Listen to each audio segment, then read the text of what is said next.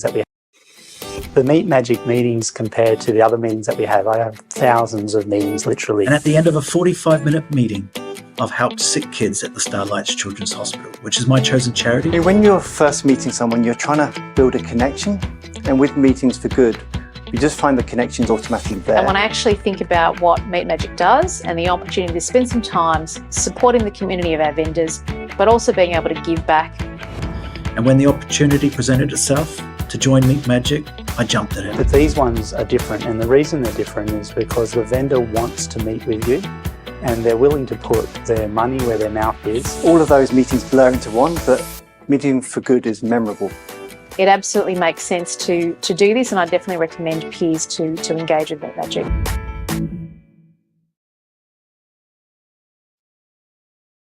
How good is that?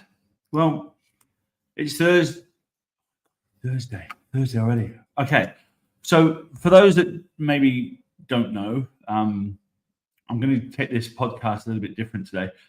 I was told that no one knows about my journey and that I need to tell it.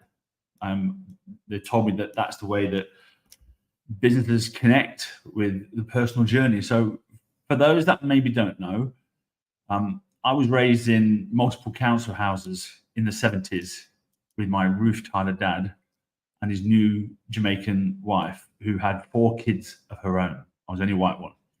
They're my family now. I left school at 15. I left home at 16. I became a dad at 19 to Ashton. I've never sat for a single exam in my entire life, and I've never been to university. My name's Carl, and I'm the founder of a purpose-led software company called Meet Magic. And we give executives an opportunity to give back by doing what they do every day at work, meetings. So the Magic Room podcast literally aims to showcase purpose-driven leaders and change makers. And it's my way to share their story because, like me, everyone's got one. And so if you're a leader and you want to be a guest on my show, you'll find a link in the post, and it's a tool to call what we call the Magic Mind Card. So see if you can pass the test and come and join us. And I'm very blessed now because Liz always said that I was blessed, but I think she's blessed. But I'm very pleased to host Elizabeth for you today. Liz is the CEO of a company. It's a retail group called Happytel. So let me add Liz to the stage. Yay! Oh, she's gone. Liz, your camera's off.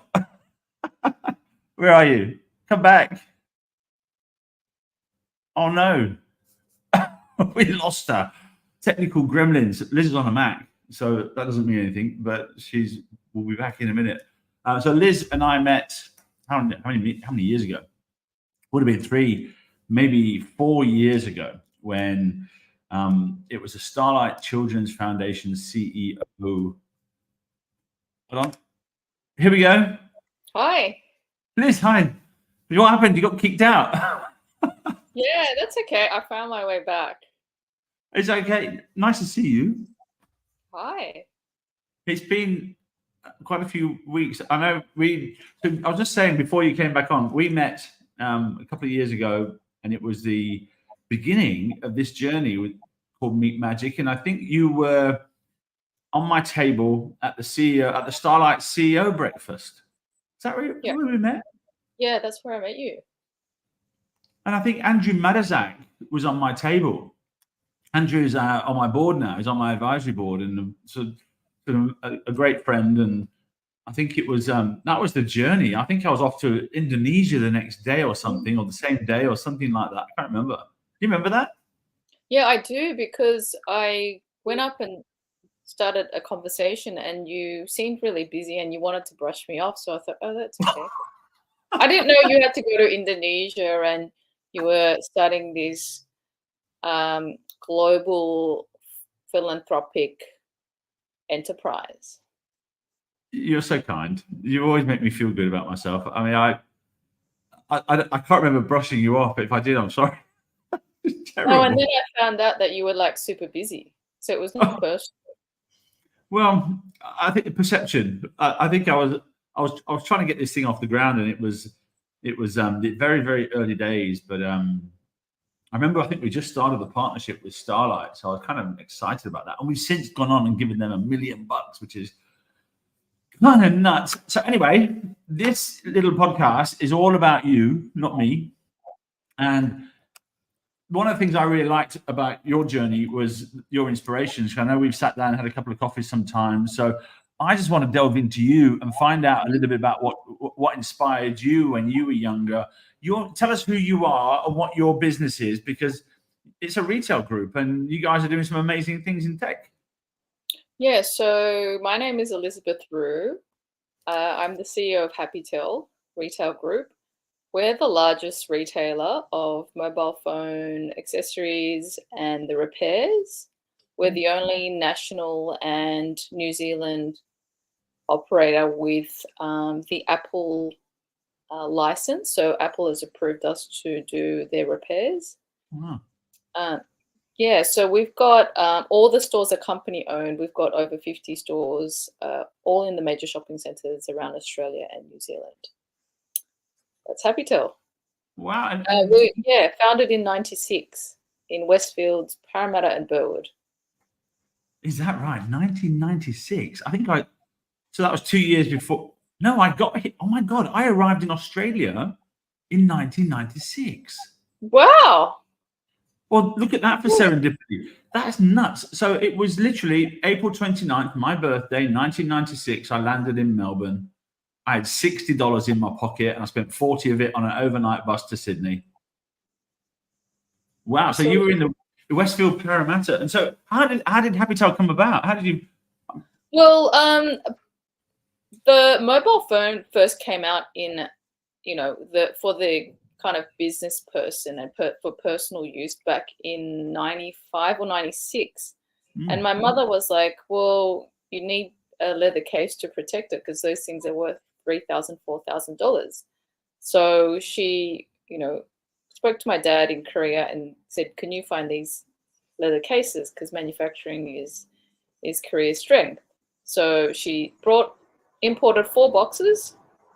It was like Nokia, Ericsson, Motorola, and then started distributing it. And then the next year just opened stores and she started the whole trend of changing phone covers. And it just became, at the enterprise it is today. That's incredible. I mean, I remember back in the day that was all starting out, but we would have never have imagined it would get to where it is today. So your inspirations really came from your parents. Yeah, Dad was a super high achiever, went to the top high school, university, got employed at the top job at the time, like the most popular employer, which was Samsung Insurance. And he had the ability to transform the worst performing region to the number 1 performing region. And he just found a lot of success in that role, but decided to come to Australia at age 40 to start a business. And the reason why was if the business didn't succeed, Australia has excellent social security and safety net where his wife and kids would still have a roof over their head and be educated. That's really, really incredible. So he literally took a gamble, took a risk to come here. Yeah, he did actually. It's a big, big gamble, but he was assured that if it went wrong, that he would be okay. Yeah. It's you mentioned to me before that he ended up. I mean, your father's passed now, right? Yeah. So you mentioned to me before that he had quite a significant following, as quite significantly up in the Korean community. Yeah, he was highly respected in the Korean community because my parents, regardless of how much money they had, whether it's little or a lot, they would always donate a portion of that to people in need or religious organizations, schools, sports, music. They're just so, and he would do it discreetly so people wouldn't know. And so I think that is why a lot of people still talk about him, although he's passed away. That's really that's just giving me goosepimples, to be honest, Liz, because you see a lot of grandstanding on online these days with people that are giving money away and doing stuff and trying to make themselves look good for doing it, but doing it discreetly is really the key. I mean, the only reason we talk about it is because it needs to be shown that we're actually doing something. But one of my key influencers is a guy called Chuck Feeney, and Chuck was the guy who, in retail, he founded DFS Galleria. And not many people know this. Not He's many got people an amazing story. He has got the an most amazing story.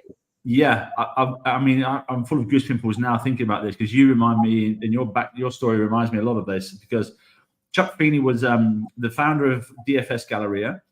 He basically gave away $1 billion without telling anybody, and he was the billionaire that never was, and it's quite remarkable. I love his journey. But if you think about every university in this country, if they had a name above a door of Chuck Feeney, if every university that he gave money to had a name above the door, every university pretty much would have his name above the doors. Wow.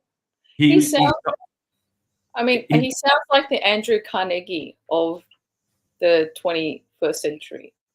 Don't know, but you remind me a lot of that, because you do a lot with giving back, and I know because that's where I met you. I mean, you were at a Starlight function, and you're doing some stuff. And I know your keenness to get involved in the charity space. Tell us a little bit more about that, because you're doing some stuff in the charity space now, aren't you? I am involved with dementia. So it's called Step Up for Research for Dementia and Aging, where we match researchers with whether it's people with dementia or carers, so that they get better data to provide better care and better outcome, and ultimately quality of life for these people involved with this disease, because there is no cure, and also it's the second largest. It is second largest amount of people die as a result of dementia in Australia at the moment, after heart disease. Wow. So I just honestly want to use all the business skills that I learned from working in Happytel.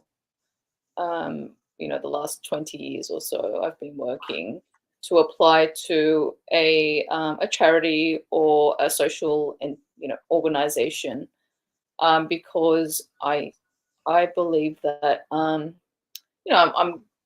can help in whether it's reading financial reports, investing in a higher return, or prioritizing projects for best bang for buck.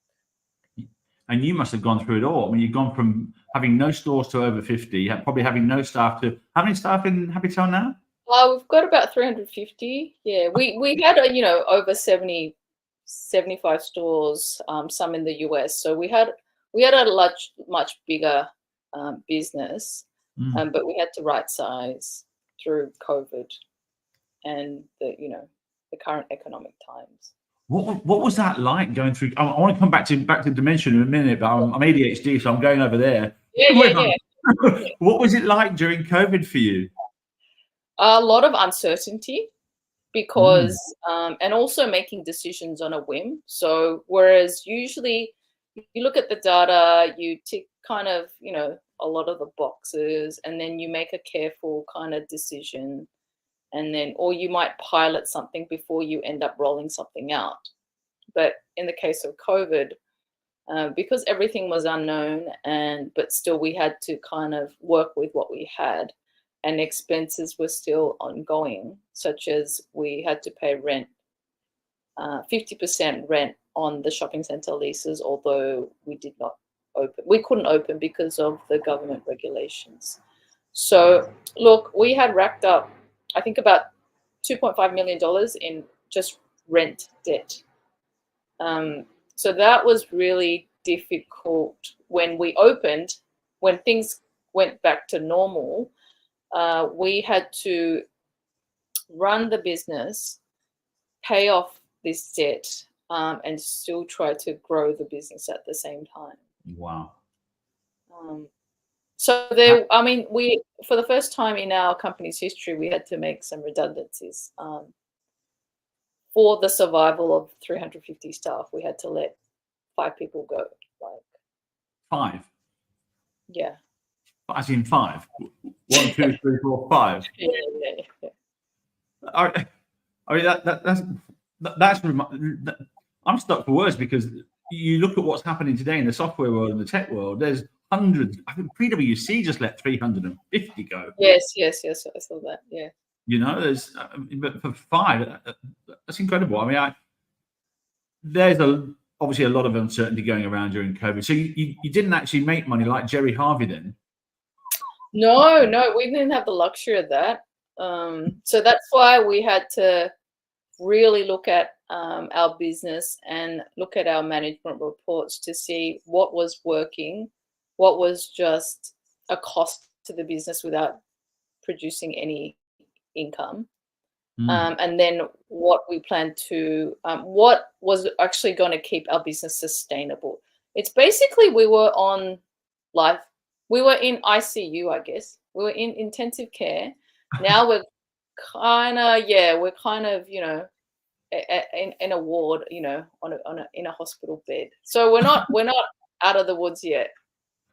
Yeah. But it's where do you see? It's probably a good segue actually into this the next sort of phase of this talk, but into the future and future trends for mobile and stuff. But let me just go back to the dementia stuff again, because this for me is a fascinating area. I was recently in Melbourne at a show, and they had virtual reality glasses there. Dementia was there as a stand, and just to give people a taste of what dementia looks like.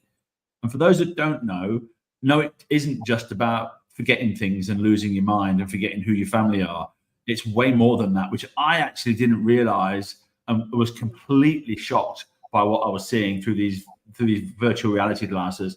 Simple things like the design of a building, the way a toilet is laid out, the way wallpapers and walls are colored, even down to the color of your quilt cover, or what do you Australians call it, doonas?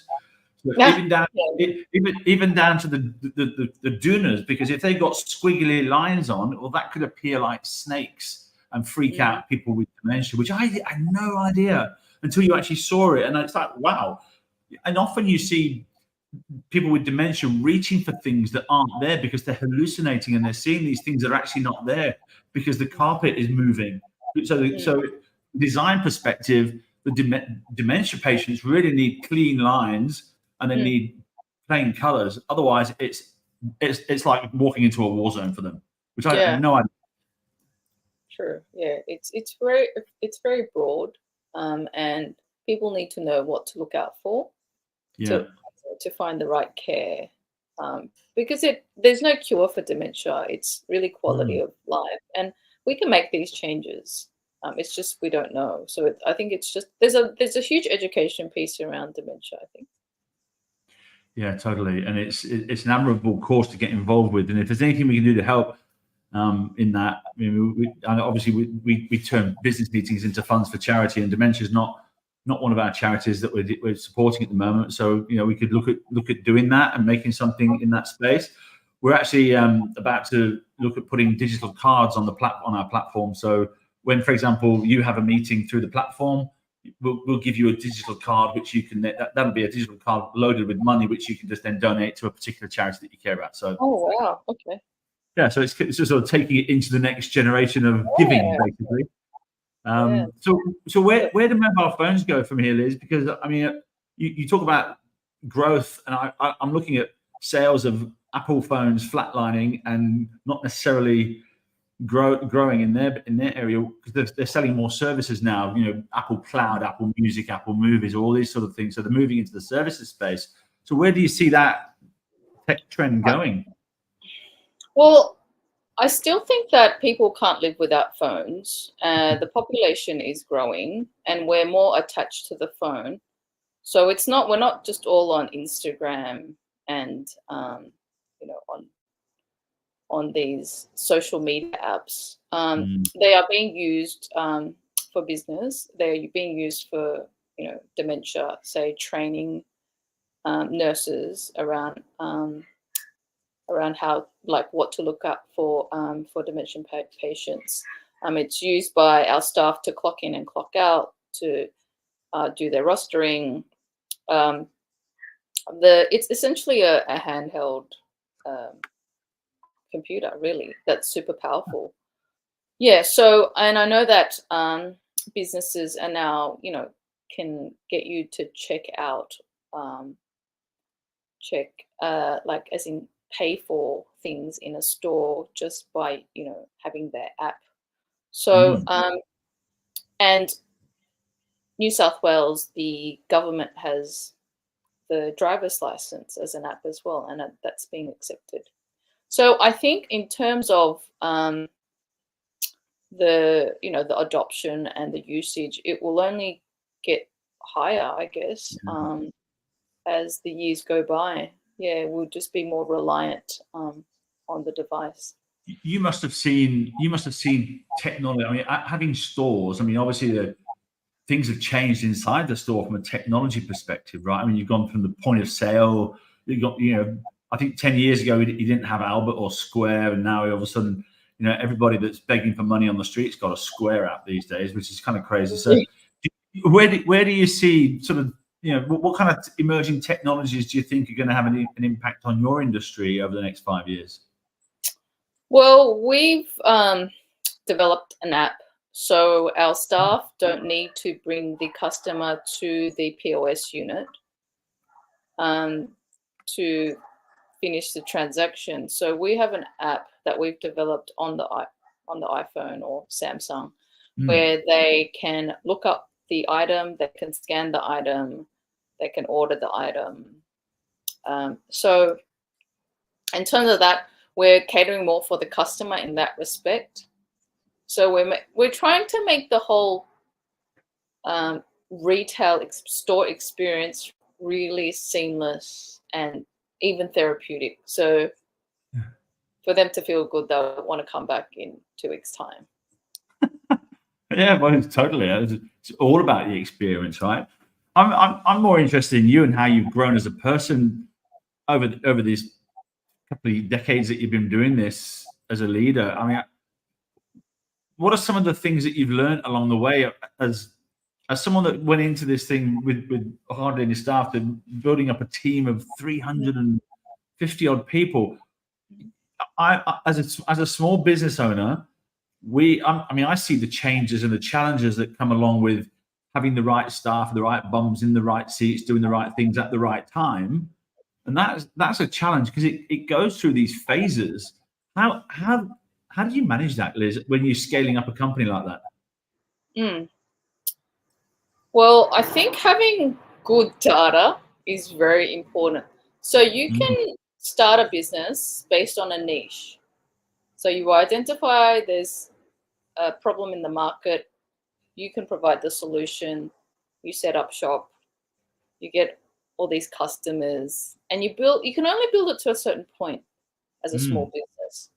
And then you got to create systems. And you need a good database to get all the information and then be able to pull out reports. And that's kind of the only way you can scale up and have like a pretty professional organization. And then I guess having that business model, at that, you might think when you start that small business that you were kind of lucky to reach this point, but you would realize that over the years that you had developed a business model that was effective and that really helped the company grow. So I think really identifying what makes the business successful, and I wouldn't digress from that model too much, even though 10 years, 20 years go by, because that's the reason why your business became successful. So in our case, they talk about the 3 Ps, and I really agree with that. So it's, people, product, and place, right? So the people really, they're the ones that talk to the customers. They're the ones that present the solutions to the customers when they engage with them and find out about their lifestyle. And they're the ones that provide that customer service when that customer returns. So you need really good people who are also going to grow with the business. Then you need like product. So you can have a really great product like, what was that, 23andMe? Yes. Yeah, that was like, out of this Spit in the world. bag. Yeah, and people were 2 like, weeks oh later. my god, like I want to know, like, and then their valuation just skyrocketed. But You then, want to know? You actually want to know if you're going to. I mean, the whole 23andMe thing is like spit in this bag, and then 2 weeks later, I'll send you back what you're going to die of. And by the way, click here, you can buy some drugs to stop yourself from dying. You actually want to know? well, I think it's kind of started off with, okay, what is my ethnicity? Like, what are some of the, unique DNA that I've got? So at the time, it started off with people just wanting to know their DNA. But the problem with that business was they couldn't get reoccurring income because people don't check their DNA more than once. You only spit in that bag once and then you're done. So it's very important to have product that's constantly going to bring customers in. And you'll find, yes, you want new customers, but the loyal customers are the ones that keep coming back and coming back and coming back. And they're not going to come back if you don't have new product. So that's very important to have recurring income. Yeah. And the third is you need to be visible, like be in good locations where customers can find you, whether it's, convenient, they can park and shop, or be in certain precincts where your product is complementary to another. So I think just sticking to that, business model of yours that made it work, and just constantly growing people, product. Yeah. That's really interesting. I mean, you know what? So simple, the rules there, but 3 simple things for anyone to consider when starting a business. I remember the last job I had before I did Meet Magic was I was selling wireless Wi-Fi. Oh, yes. And I sold it into Westfield shopping centres through Centre Group. Yeah. And one of the things that they were using that Wi-Fi for was to track the footfall of people coming into the shopping centres. And they were actually going to use, so if they could determine that 80% of people actually walk that way, then your rent was going to be higher because you got a lot more traffic coming your way. And then wherever people, if they logged onto the Wi-Fi, you could actually see where they were going and where they were shopping, and over time build up a profile of them to say, look, Liz has gone to get her hair done at that place, and she goes there every 2 weeks to get it. So why don't we next time it's one day out before Liz is going to come in, let's send her a special offer to go and shop somewhere else. And so all of a sudden Liz is compelled to spend more time inside the shopping center. And I think they were looking at for every minute was an extra $1. So for every minute that they kept you in the shopping center was an extra $1 out of your wallet that they would get, whether it's a coffee, a donut, a bagel, hair, whatever it is. And so that was the whole point of that data. And so you can't ever underestimate the power of the data, because it's like you say, it's if you know where your customers are coming from and when they're coming back and why, you can. And that brings me to, by the way, this company called Alteryx, who I think they've just been bought or about to get bought. But one of our very good clients, actually, been with us for 3 years, I think now, which is kind of crazy. Catherine Wong, if she's listening, big shout out to Catherine, who's been a great supporter of ours. She's the head of marketing for Alteryx. They're a big global tech company, but they are working with the biggest brands on the planet. But their customers understand the importance of data. And it's all about collecting that data and using it for good and getting rid of spreadsheets, basically. So I just want to say thank you for your business and for your support. And We love working with Alteryx because they're adding value to every one of the execs that meets with Alteryx. They always get some value out of it, because what can be done with data today, we didn't know about a couple of years ago. And so I think there's a lot of value to come out of the meetings with Alteryx. So great. When you build a business and it becomes a certain size, and you need to be looking at the data and analyzing it, because when your business becomes a mature business, it's pretty much, they know, it's quite transparent.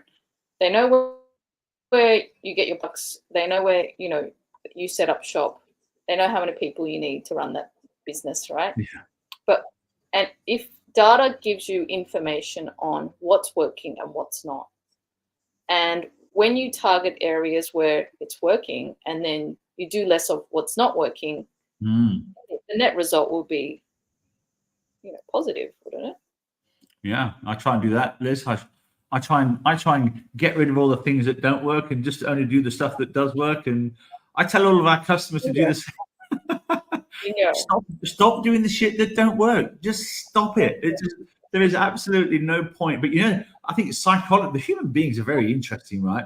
I mean, we're herd mentality, so we'll always follow the crowd. So if I say to people, most of your peers and your colleagues are doing this, then you'll feel compelled to do that. And this is just the herd mentality and psychology of people. And I think we do that for evolutionary terms because we feel safe. You know, it's actually, if everyone's doing it, it must be safe. And so I'm going to do it as well. And this comes down to business practices as well. It's really stupid the way we do this, because we completely miss out on opportunities for lucky accidents or for a bit of serendipity to happen, because we're always going with the crowd, because that's the safest way to not get fired. And I find it kind of crazy that's, you know, most people will always do what they've always done 80% of the time, and they'll always do what their peers are doing, because if they're doing it, it must be safe, and I'll get to keep my job. And that it's kind of mental. But I want to ask about your. I know we spoke about your parents or your influences. Was there anybody really, as you were growing up, that really sort of inspired you, or was like a mentor or something to you? And I'll say this because we've had some of these podcasts, right? And I've asked the same question to some people, and they said, "Oh yeah, I was watching Star Trek growing up, and I was looking at the technology, and I was really inspired by Dr. Spock." And so we've had some very interesting feedback on this one. Growing up, to be honest, I didn't have a mentor. I was still trying to figure things out. So I didn't know who to go to get advice, because I just didn't know what I wanted. So what I did actually, after university, I just kept studying, reading books. And then my mentor appeared, and I had been living with this mentor all my life. Like, she was my mum. So, she never really sat down with me to give me advice. It's kind of through casual conversations over dinner or breakfast that we talk about things. And then I'd be like, oh, she's right. And a lot of what my parents did, like their actions, I learned from that. Like, they were just really great role models for me. And so I absorbed a lot of that, and I'm the person I am today because of them, I think. I'm just going to say that there's something very special about Elizabeth for you, because every time we sit down for coffee, I always walk away glowing. And there's something, there's one thing that you said to me once after we had coffee, and I walked away just thinking, how good did that make me feel? I couldn't believe it. And it was just very simple words. That you're blessed. You are. But we often don't think about that, because we're so busy running around being idiots and stupid and business, and we're too busy. I'm too important. But it sort of stopped me in my tracks a little bit, because I really am. The fact that I've come from nothing and I'm able to sit here in Potts Point and have a conversation with amazing people like you, I'm really blessed. The fact that we've managed to get this business off the ground and be lucky like this, I feel really blessed. But it's not until you actually stop and take a step back and go, what does that actually mean, that you actually put it into pictures and realize that you really are blessed. I agree. I think you need to stop and smell the roses, Carl. You just like this horse with like this one track mind. You just keep.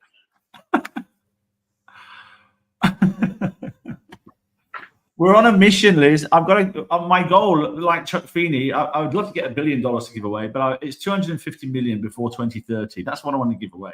To do that, I need 10,000 Elizabeths to come and join us on the platform and have one meeting once a month. I mean, it's 45 minutes on a video call like this once a month, and we can give hundreds and hundreds of millions of dollars. That's my goal.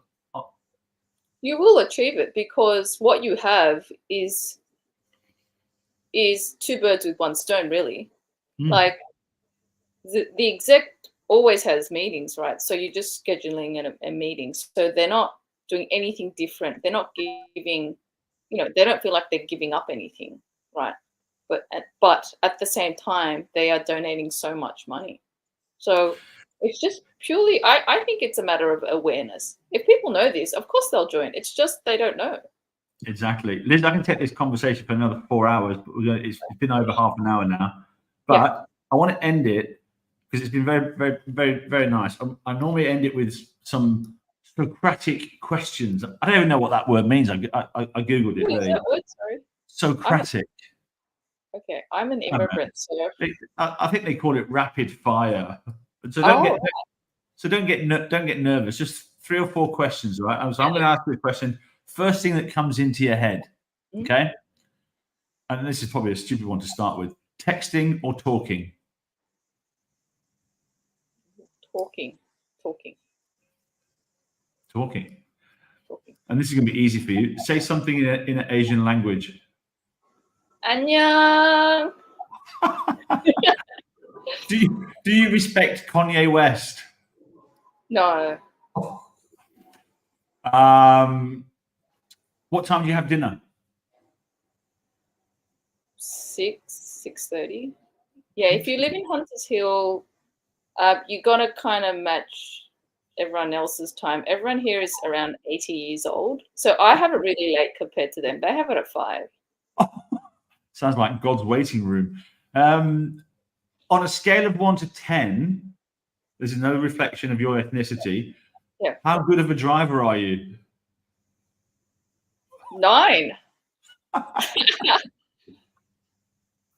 And the final one, how long does it take you to get ready in the morning? 20 minutes. Oh. Yeah. Well, that's pretty easy. All right. Here, one last one. Yeah. What was the last song you sang out loud? Perfect. What's that? Ed Sheeran. Oh. Liz, Just perfect. Thanks so much for spending some time with me. We have to catch up again for coffee. Yes. I wish you and Happytel the most prosperous 2024. I'm sure it's going to be a crazy 2024 again. But with you at the helm, I'm sure it's just going to keep growing and growing. So I want to say thank you for trusting me and giving me some time today. And you're blessed. Thank you. No, I very much enjoyed it. Yeah, fun, bit of a chat. And there's a lot of great value come out of that. Honestly, I think when you think about it from a leader's perspective, you're a big company, Liz. You've got 300 people that you got to pay wages for every week. That's a lot of responsibility. And to spend a half an hour with me, I'm very grateful for that. But when I think about those rules for business that you shared, that's little bits of gold. Somebody thinking about starting something, focus on those 3 things, and you'll be on the right path. And that's the whole point of this series, is to share your wisdom and knowledge. And that's you've definitely done that. Thank you. Thanks, Carl. Thanks for the opportunity. And see you soon. Yeah, and if anyone needs anything doing with their phone, get into a Happytel store. That's it, and and say you've seen Liz. What does this mean? Is this Korean? No, look, this is it's Korean. So the fingers need to be the shape of hearts, so they're hearts. So see the heart? Yeah. Yeah. Hey, I've got Korean lunch on Friday with a friend of mine called Jameson. He's married to a Korean lady, and we've got 3 executives, and we're going to a place in Haymarket. It's quite a famous Korean barbecue place. I don't know if you maybe know it. Kogi? Is it Yeah. Kogi? No. That's it. Is it nice? Yeah, I think it's good. Yeah. Looking forward to it. So Jameson, 안녕하세요. 안녕. Thank you, Liz. We'll talk to you soon. Thank you. Okay. Bye. Bye bye. End the